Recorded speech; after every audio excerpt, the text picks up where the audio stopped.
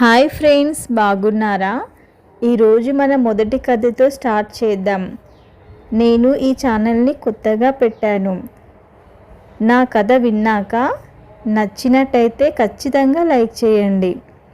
Okay అండి, ఇంకా కథలోకి వెళ్తే రాత్రి 9:30 అవుతుంది.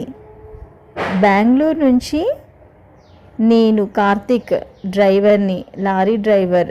అయితే నాతో పాటు క్లీనర్ రాజు కూడా ఉన్నాడు. అయితే నా వయసు వచ్చేసి 46 సంవత్సరాలు. మా క్లీనర్ రాజు వయసు వచ్చేసి 21 సంవత్సరాలు. చాలా చిన్నవాడు.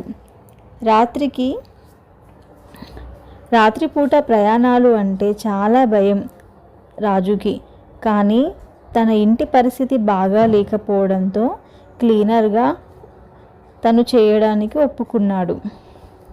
ఇంకా కార్తిక్ రాజు అలా ప్రయాణం సాగుతుంది. అప్పుడు రాజు ఇలా అంటున్నాడు, అన్నా, నాకు రాత్రి ప్రయాణం అంటే చాలా భయం అని అన్నాడు. అయితే అన్న, ఇప్పుడు టైం 11:30 అవుతుంది. అడవి మధ్యలో నుండి ప్రయాణం చేయడానికి ఎందుకో నాకు చాలా భయంగా ఉంది అన్నాడు.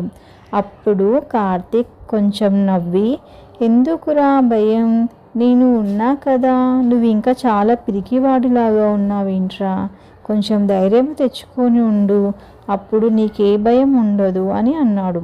అప్పుడు రాజు, ఓకే అన్నా, నువ్వు ఉన్నావు కదా, నేను కూడా ధైర్యంగా ఉంటానులే అని అన్నాడు. అప్పుడు కార్తిక్ కొంచెం నవ్వి, ఇంకా చెప్పు, నాకైతే చాలా ఆకలిగా ఉందిరా అన్నాడు. అవునన్నా, నాకు కూడా చాలా ఆకలిగా ఉంది. ఇక్కడ తినడానికి ఏమైనా దొరుకుతుందా అని అడిగాడు. అప్పుడు డ్రైవర్ కార్తిక్, ఏమోరా, నాకు కూడా అస్సలు తెలియదు. ఎందుకంటే ఈ దారిలో నేను మొదటిసారిగా ప్రయాణం, ఎప్పుడు ఈ దారిలో నేను ప్రయాణం చేయలేదురా అని చెప్పాడు. చూద్దాంలే, కొంచెం ముందుకు వెళ్ళాక ఏమైనా డాబా లాంటిది కనిపిస్తే అక్కడ తినేసి వెళ్దాంలే అని అన్నాడు. అప్పుడు ఇంకా డ్రైవర్ కార్తిక్ చూస్తూనే ఉన్నాడు డాబా కనిపిస్తుందేమో అని. ఎందుకనంటే చాలా ఆకలిగా ఉంది తనకి. తనతో పాటు క్లీనర్ రాజుకి కూడా చాలా ఆకలి వేస్తుంది. సరేరా రాజు, కొంచెం కంట్రోల్ చేసుకో, మనం ఏదైనా డాబా కనిపిస్తే వెంటనే ఆగి తిందాంలే అన్నాడు. కానీ టైం చాలా అవుతుంది. అసలు దగ్గరగా 12:30 కావస్తుంది. అయినా ఈ అడవిలో డాబా ఉంటుందని నాకు నమ్మకం లేదు అన్నాడు క్లీనర్ రాజు. అప్పుడు కార్తిక్, అలా అనుకురా, కొంచెం ముందుకు వెళ్ళాక మనకి ఏదైనా డాబా కనిపిస్తుందిలే అన్నాడు. సరే అన్నా, చూద్దాం అన్నాడు రాజు. కొంచెం సేపటికి అంతా చాలా చీకటిగా అనిపిస్తుంది. ఇంకా అక్కడున్న వాతావరణం కొంచెంగా చాలా చల్లగా మారిపోతుంది. ఇంకా రాజుకి చాలా చల్లగా అనిపిస్తుంది అక్కడి వాతావరణం. అన్నా, చాలా చల్లగా ఉంది కదా, మనం వెళ్ళే దారి అంతా చాలా చీకటిగా ఉంది, చాలా భయంగా ఉంది, చాలా భయమేస్తుందన్నా అన్నాడు. అప్పుడు, అరే ఇప్పుడే చెప్పాను కదరా, ఎందుకురా భయం, రాత్రిపూట అంటేనే చీకటిగా ఉంటుంది కదా, ఎందుకు అలా భయపడుతున్నావు, నేను ఉన్నాను కదా అని అన్నాడు. కాదు అన్నా, ఇక్కడ చాలాసేపటి నుంచి మన లారీ తప్ప నాకు ఒక్క వాహనం కూడా కనిపించలేదు, ఒక్క లారీ అయినా ఒక్క బస్ అయినా ఏది కూడా కనిపించట్లేదన్నా, అందుకని నాకు ఎందుకో చాలా భయంగా ఉంది, అసలు ఈ దారి కరెక్టేనా అని అన్నాడు. లేదురా, ఈ దారి కరెక్టే అని కార్తిక్ అన్నాడు. సరేరా, నువ్వేం భయపడకు, కొంచెం అలాగే కూర్చొని ఉండు, ఏం టెన్షన్ పడకు, ఏదైనా తినడానికి దొరికితే అక్కడ నేను ఖచ్చితంగా నీకు తినిపిస్తానులే, ఊరికి ఆలోచించి నన్ను కూడా భయపెట్టకురా అన్నాడు. అయితే అప్పుడు రాజు, అన్నా, నాకు ఎందుకో ఇక్కడ చాలా చల్లగా అనిపిస్తుందన్నా, అసలు చల్లగాలి చాలా ఎక్కువ అయిపోయిందన్నా, నాకు చాలా చల్లగా ఉందన్నా అని అంటాడు. అప్పుడు కార్తీక్, అరే కావాలంటే నా స్వెటర్ వేసుకోరా అని అన్నాడు. సరే అనేసి రాజు వణుకుకుంటూ స్వెటర్ తీసుకొని వేసుకున్నాడు. అప్పుడు డ్రైవర్ కార్తీక్కి ఒక చిన్న పాడుబడ్డ డాబా లాంటి ప్లేస్ ఒకటి కనిపించింది. అక్కడ చిన్న ఒకటి పొగ కూడా వస్తుంది ఆ ప్లేస్లో నుంచి. అయితే తనకి ఏమనిపించిందంటే, ఓకే అక్కడ తినడానికి ఏమన్నా దొరుకుతుందనేసి కార్తీక్కి అనిపించి, అరే రాజు లేరా, దిగరా, లారీ దిగు, మనం ఇక్కడ తినడానికి ఏమైనా దొరుకుతుందేమో వెళ్ళి తిందామని అన్నాడు. అయితే అన్నా ఆగు, అదేంటి అసలు ఒక్కరు కూడా కనిపించట్లేదు, పాడుబడ్డ దానిలాగా అనిపిస్తుంది, నాకు అసలు ఏం నచ్చట్లేదు, అక్కడ లైటింగ్స్ కూడా ఎక్కువ లేవు కదన్నా, అక్కడికి ఎలా వెళ్ళి తింటాం మనం అని రాజు అన్నాడు. అయితే కార్తీక్, కాదురా అది చిన్నది కావచ్చు, అయినా చూడు పొగుంది కదా, ఏదైనా వండితేనే కదరా అలా పొగ వస్తుంది, ఒకసారి వెళ్ళి చూద్దాము, ఎవరైనా ఉన్నారేమో, అయితే ఒకవేళ మనకి తినడానికి ఏమైనా దొరికితే మంచిదే కదరా, తొందరగా తినేసి వెళ్దాము, లేదంటే ఒకవేళ అక్కడికి వెళ్ళాక నీకు నచ్చకపోయినా సరే తిరిగి వెళ్ళిపోదాంరా, నీకు నచ్చకపోతే నువ్వేం తినొద్దులే, సరేనా అని అన్నాడు. అందుకు రాజు, సరే అన్న వెళ్దాంలే అనేసి ఇద్దరు కలిసి అక్కడికి వెళ్ళారు. అక్కడికి వెళ్ళాక కార్తీక్, ఇక్కడ ఎవరైనా ఉన్నారా అని అడిగాడు. అయితే ఎవ్వరూ ఉలుకు పలుకు లేదు అక్కడ. మళ్ళీ కార్తీక్, ఇక్కడ ఎవరైనా ఉన్నారా అని గట్టిగా అరిశాడు. అప్పుడు ఎవరు అని ఒక గొంతు వినిపించింది. లోపల నుంచి ఒక ముసలావిడ మెల్లగా నడుచుకుంటూ వచ్చింది. ఆమె చూడ్డానికి చాలా భయంకరంగా అనిపించింది. చాలా సన్నగా, జుట్టు అంతా వదిలేసి, ఇంకా ఆ కళ్ళేమో లోపలికి వెళ్ళిపోయి చాలా భయంగా ఉంది. అయితే అన్న, ఎందుకన్నా ఇక్కడ అవసరమా అన్న, నీకు దండం పెడతా అన్న, నాకు ఆకలి లేదు, ఏం లేదు, ఆకలి చచ్చిపోయింది, వెళ్దాం రా అని మెల్లగా అంటున్నాడు. ఒరే ఆగురా బాబు, కడుపులో ఎలుకలు పరిగెడుతున్నాయి, కొంచెం ఏదైనా దొరికితే తినేసి వెళ్దాం, అయినా ఫస్ట్ అన్నను అడగనివ్వురా దొరుకుతుందో లేదో అనేసి కార్తీక్ అన్నాడు. అప్పుడు సరే అన్న, నీ ఇష్టం, అడుగు అన్నాడు. అప్పుడు కార్తీక్, అవ్వ ఇక్కడ ఏమైనా తినడానికి దొరుకుతుందా అని అడిగాడు. అయితే ఆమె, తినడానికైతే ఏమీ దొరకదు, కానీ తాగడానికైతే దొరుకుతుంది, అయితే మీరు అక్కడ కూర్చోండి ఆ మంచం మీద అని చెప్పి నేను ఇప్పుడే వస్తాను అని లోపలికి వెళ్ళింది.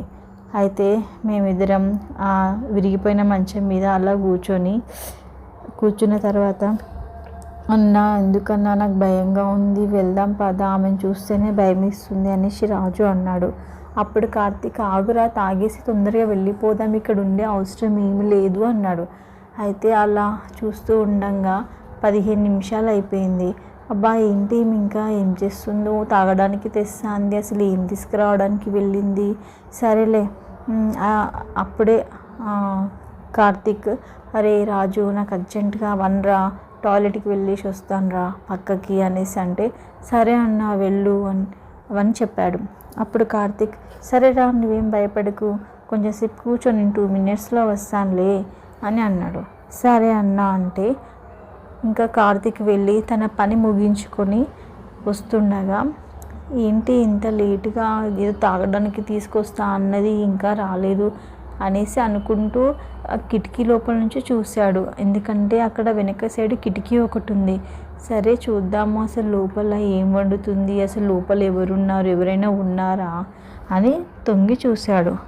అంతే, తనకి చాలా భయం వేసింది. బాగా ఒక్క నిమిషంలోనే తను చెమటలు పట్టేశాయి. అయితే తను అలాగే చూసి, అమ్మో ఇక్కడ ఏదో జరుగుతుంది అని తనకు అర్థమైపోయి అసలు ఒక్క నిమిషం కూడా అక్కడ ఉండకుండా ఫాస్ట్గా రాజు దగ్గరికి వచ్చి, అరే రాజు మనం ఇక్కడ ఉండొద్దురా, తొందరగా వెళ్దాం పదా అంటే తన చెయ్యి పట్టుకొని లాక్కొని తీసుకొని వెళ్ళిపోతున్నాడు. అన్నా ఆగు, ఏమైంది, తాగేసి వెళ్దామన్నావు కదా అన్నాడు.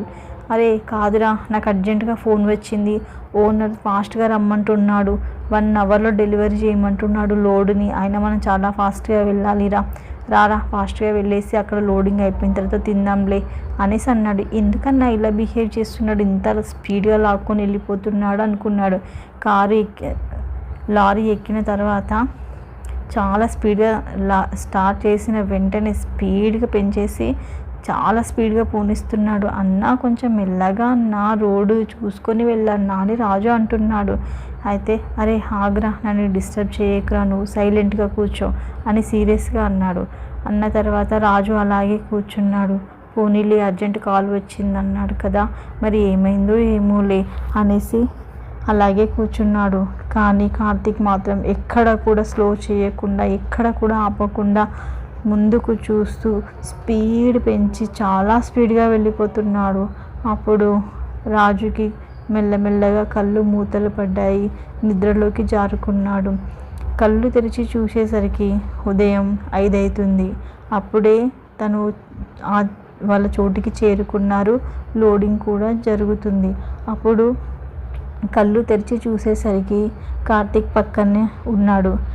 రాజు లేచావా, లే కొంచెం మొహం కడుక్కో, నేను నీకోసం తినడానికి ఏమైనా తీసుకొస్తాను అని చెప్పాడు. అయితే రాజు రాత్రి విషయాలు ఏం అడగకుండా సరేలే అన్నా అని చెప్పాడు. దాని తర్వాత కార్తీక్ తొందరగా టిఫిన్ చేయించి లోడింగ్ అయిపోయిన వెంటనే ఎక్కడ కూడా మళ్ళీ ఆపకుండా, ఎక్కడ కూడా టైం వేస్ట్ చేయకుండా చాలా ఫాస్ట్గా మళ్ళీ వెనకకి వచ్చేసారు. అయితే వెనకకి వచ్చిన తర్వాత ఇంటికి వెళ్ళారు. ఇంటికి వెళ్ళిన తర్వాత రాజు, అన్నా అసలు ఏమైందన్నా చెప్పన్నా అని అన్నాడు. అయితే రాత్రి చాలా భయంకరమైన సంఘటనని కార్తీక్ చూశాడు. కాకపోతే తను చెప్తే ఆల్రెడీ భయంలో ఉన్న రాజు ఇంకెప్పుడు రాత్రిపూట లోడింగ్కి రాడేమో అనుకొని, ఏం లేదురా చెప్పాను కదా అర్జెంట్ అన్నాడు, నాకు చాలా కోపం వచ్చి ఫాస్ట్గా వెళ్ళాను, నువ్వేమీ దాని గురించి ఎక్కువ ఆలోచించకు అన్నాడు.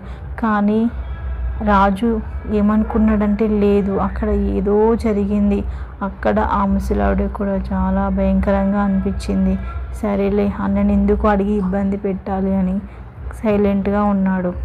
సరే, ఇంకా కార్తీక్ మాత్రం ఒక వారం రోజుల పాటు లోడింగ్ తీసుకోకుండా అలాగే ఇంట్లోనే ఎక్కడికి వెళ్ళకుండా ఆ భయంతోనే ఇంట్లో ఉన్నాడు. తర్వాత ఒక వారం రోజుల తర్వాత మళ్ళీ కొత్తగా లోడింగ్ తీసుకొని, ఎప్పుడు తీసుకున్నా కూడా ఆ దారి ముందుగానే కొంచెం తెలిసిన వాళ్ళకి ఆ దారి ఎలాంటిదో కనుక్కొని వెళ్ళడం స్టార్ట్ చేశాడు. చూశారు కదండి, ఈ స్టోరీ ఎలా ఉందో కామెంట్లో నాకు రెస్పాండ్ అవ్వండి. ఎందుకంటే ఫస్ట్ స్టోరీ కదా, కొంచెం నేను నా వాయిస్ బేస్ని కొంచెం అక్కడక్కడ తగ్గించి పెంచాను. సో నా మొదటి కథ కదా, సో మీరైతే నన్ను కొంచెం ఎంకరేజ్ చేయండి.